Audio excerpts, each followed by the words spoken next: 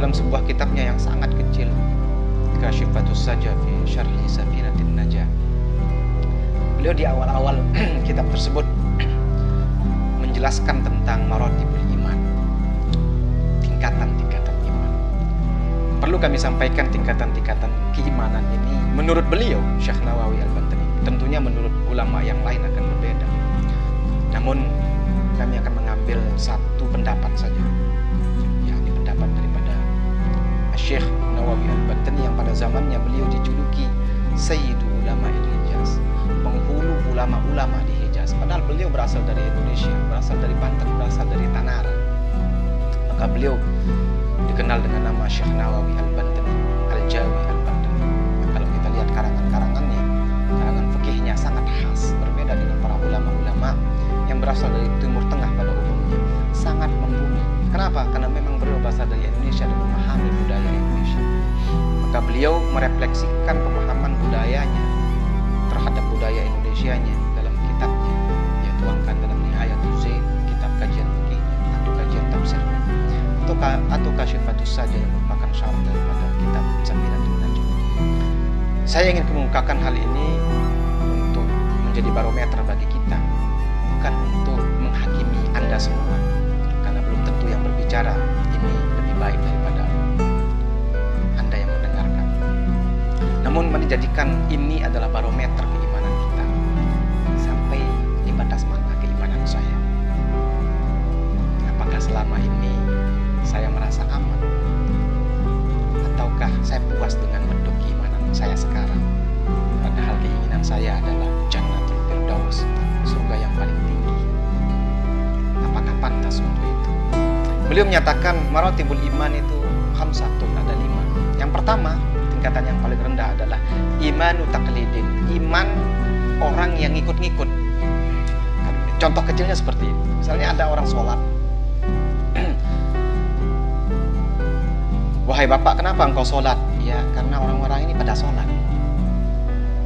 Sholatnya ngikut-ngikut karena orangnya sholat.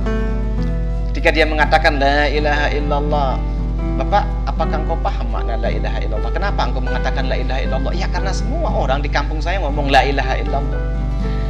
Nah, iman semacam ini, imannya sah menurut para ulama.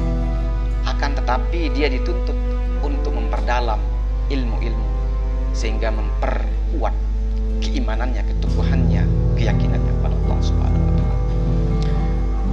Namun saya yakin kita semua, terutama yang mukim di bumi Lombok, yang dikenal dengan nama 1000 masjid ini, yang kenal dengan ulama sejak dia belum lahir pun dia sudah mendengar istilah ulama.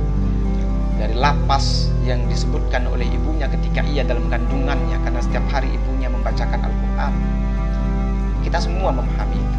Dan insya Allah kita semua bukan golongan yang pertama. Yang kedua ada namanya imanu ilmin, iman yang berdasarkan ilmu. Ia mengimani Allah Subhanahu wa Ta'ala, percaya kepada Allah Subhanahu wa Ta'ala berdasarkan dalil-dalilnya, entah itu dalil syar'i maupun dalil naqli.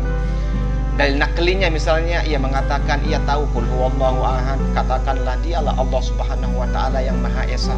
Atau katakanlah di dalam ayat-ayat yang ada yang mengatakan jika ada Allah Tuhan selain Allah Subhanahu wa Ta'ala, maka niscaya akan hancur dunia ini. Logikanya mengatakan benar juga. Seandainya ada 2 Tuhan, maka Tuhannya akan kelahi. Yang satunya mau menurunkan hujan, satunya mau musim panas. Kelahi Tuhannya. Karena tidak ada Tuhan yang kelahi, maka logikanya Tuhan hanya ada satu. Nah, ia memahami, mengimani Allah Subhanahu wa Ta'ala dengan ilmunya. Maka orang ini adalah pada tahap iman yang kedua, yakni iman ilmin, iman berdasarkan ilmu. Yang ketiga, imanu iyanin, bahasa daripada Syekh Nawawi Al-Bantani. Iman iyanin, iman yang di dalam hatinya meyakini sepenuhnya bahwa Allah Subhanahu wa Ta'ala selalu menghiasi hatinya. Kemanapun ia pergi, kemanapun ia beraktivitas, Allah Subhanahu wa Ta'ala tidak pernah lepas dari hatinya. Maka iman yang ketiga ini disebut dengan nama iman yakin, seolah-olah imannya dengan keyakinannya dia selalu merasa berhadapan dengan Allah Subhanahu wa Ta'ala. Maka tingkatan yang ketiga ini adalah tingkatan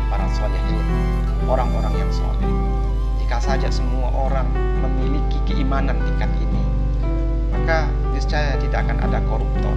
Karena ketika ia mau mengambil uang rakyat, memang tidak ada atasan yang melihatnya, tidak ada BPK yang melihatnya, namun ia yakin Allah melihat saya, karena ia meyakini wujudnya Allah Subhanahu wa Ta'ala. Ia meyakini bahwa Allah Subhanahu wa Ta'ala selalu memperhatikan dirinya. Mudah-mudahan kita termasuk di antara orang-orang yang beriman dalam tahapan ini.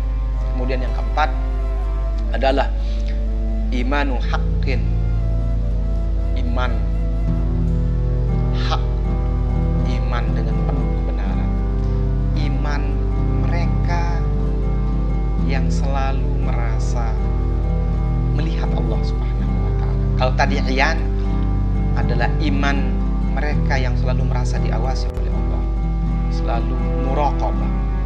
Maka iman yang keempat, setelah ia merasa dirinya diawasi oleh Allah, kemudian levelnya meningkat menjadi orang yang selalu merasa melihat Allah, karena ia meyakini bahwa setiap apa yang ia lihat itu akan menunjukkan tentang wujudnya Allah Subhanahu wa Ta'ala. Ia meyakini dalam Asmaul Husna, Allah Subhanahu wa Ta'ala dalam firman-Nya menyatakan wal awwalu wal akhiru wal zahiru wal batin.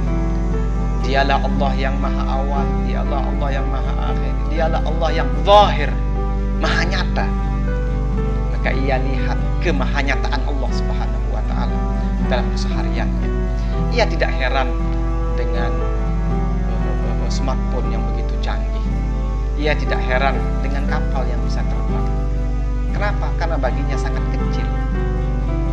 Yang justru membuatnya takjub adalah sunnatullah yang tersebar di alam ini. Ada sebuah cerita di masyarakat Sasak yang berkembang. Ada seorang orang tua yang begitu soleh menyekolahkan anaknya ke Amerika Serikat selama 10 tahun. Sepulangnya dari Amerika Serikat, ia bertanya kepada anaknya, "Wahai anakku, apa yang kau dapatkan di Amerika?" Anaknya dengan bangganya menyatakan, "Luar biasa, Bapak. Luar negeri itu luar biasa sekali."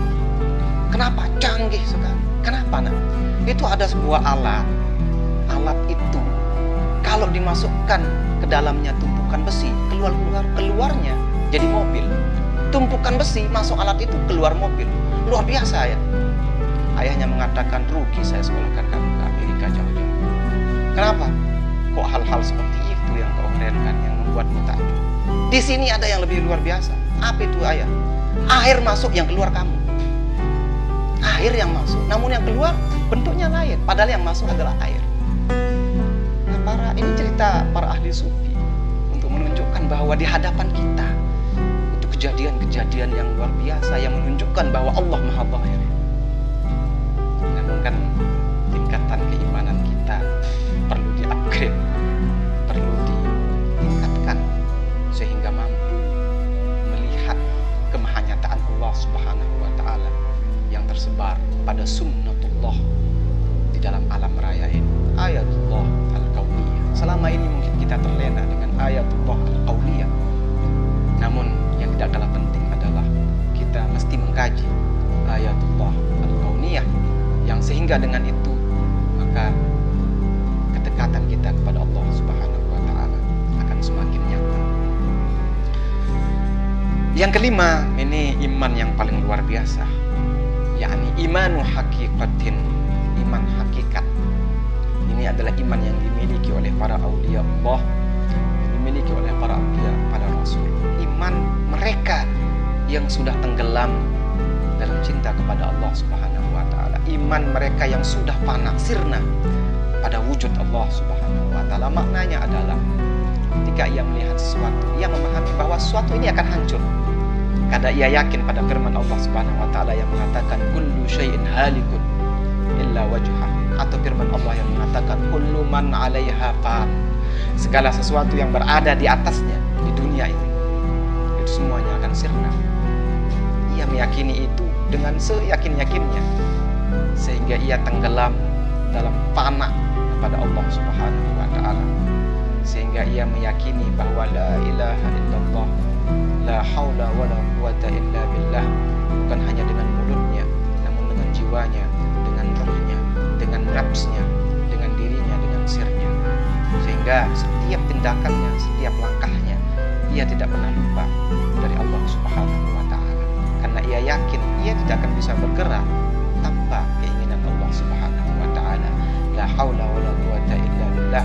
Tidak ada daya dan upaya kecuali dengan izin Allah Subhanahu wa taala. Bahkan ia meyakini tidak akan mampu berkehendak kecuali dengan kehendaknya Allah, karena ia memahami firman Allah yang menyatakan wa ma tasyauna illa ayyasha Allah.